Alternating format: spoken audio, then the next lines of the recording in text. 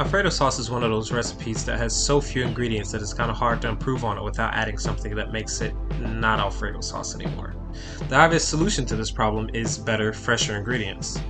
So we're going to start by melting 4 tablespoons of high quality Irish butter in the pan, because it's delicious Alfredo, not healthy Alfredo. Next up, we're going to add 4 cloves of minced garlic, and we're going to saute the garlic until it becomes fragrant.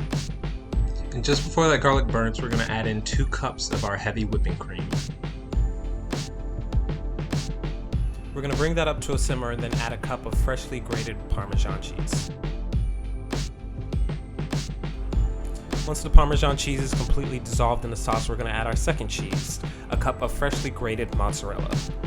Mozzarella is a bit flimsier than the cheeses that you're probably used to grating, so I recommend throwing it in the freezer for about 30 minutes prior. Next up, we're going to add a teaspoon of salt and a teaspoon of black pepper.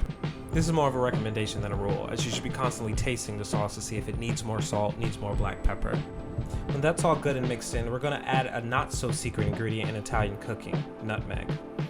Again, I'll recommend a teaspoon. And to finish things off, we'll add a handful of fresh basil, depending on the size of your hands. Use mine as a guide.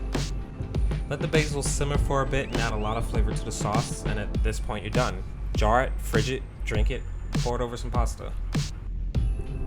I actually add my pasta straight from the pot undrained into the sauce. The water from the pasta dripping into the sauce has the benefit of thickening the sauce and adding flavor.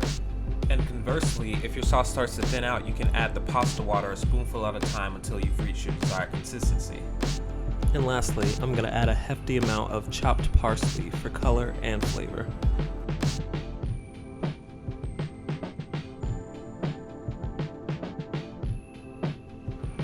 And we're done. Remove from the heat and serve. And now for a taste.